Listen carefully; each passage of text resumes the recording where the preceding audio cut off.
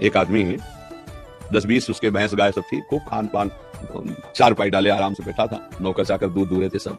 भगवान शंकर और पार्वती जी ने दृष्टांत से समझाया गया है, कहा कि चलो हम तुम्हें भक्त के दर्शन कराते हैं। पार्वती जी से कहा, तो उसके दरवाजे गए और कहा भैया 100 ग्राम दूध मिलेगा?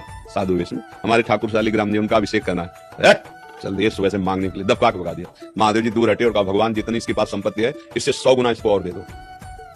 पार्वती जी को थोड़ा सा लगा, सब औघरनाथ कहते हैं, इनको है भी औघरनाथ। उसने 100 ग्राम दूध नहीं दिया और इन्होंने वरदान दे दिया कि जितनी संपत्ति है उसे 100 गुना और बढ़ा दो, और कुछ नहीं बोले।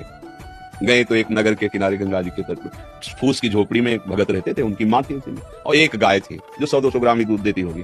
देखा संत वेश में उमा पार्वती जी को, आओ आओ बस साष्टांग दंडवत की, चरण पखारे। कहा भगवान मुझ गरीब के पास तो गाय का दूध केवल है।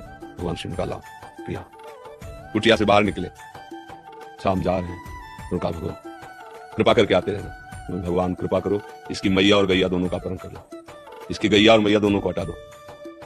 पार्वती जी जब आगे गई तो बोली देखो हमको वहां तक तो बर्दाश्त हो गया, जिसने सादर तुम्हें प्रणाम किया, बातचीत करने के लिए मैया थी, जीवन यापन के लिए गैया थी, उसने तुम्हें दूध पिला, तुम उसको भी मार दिया। और जिसने एक बूंद दूध नहीं दिया कहा 100 गुना संपत्ति और हो जाए। तो हमारी बातें समझ में नहीं आई कि आपका स्वभाव क्या है। बोले तुम समझ नहीं पा रही हो, वो इतनी संपत्ति में मुझ महादेव को साधु रूप में अपमानित कर रहा है। जब 100 गुना और बढ़ेगी ना तो उसका प्रमाद इतना बढ़ेगा कि घोर नरक जाएगा।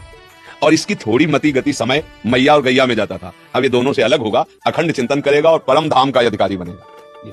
हम प्रभु से संपत्ति मांगते हैं, बालकपन के कारण जान नहीं पा रहे। जैसे वो हमें परिस्थिति दी है बिल्कुल हमारी योग्य है, मान लो मेरी बात, जैसी परिस्थिति दी है हमारी योग्य है। हमको क्या करना चाहिए? परिस्थिति का सदुपयोग करके भागवती की स्थिति प्राप्त करनी चाहिए। हम परिस्थिति सुधारने में पूरा जीवन लगा दें फिर भी नहीं सुधरेगी। आज तक किसी को तृप्ति नहीं हुई। आप बताओ कितना धन मिल जाए जिससे आप तृप्त हो जाएंगे? किसी से भी पूछा जाए, समझ रहे हो?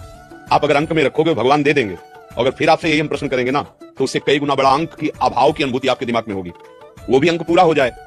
तो भारत में ऐसे भी धनी है जिनके कई करोड़ रोज आए हुए हैं, क्या उनसे पूछो तसल्ली है तुम्हें? तुम्हारे आय व्यय से तुम संतुष्ट हो? नहीं, उपाय में लगे हुए और आए हो। भैया ये माया है, इसमें अति लघु रूप रखना पड़ेगा।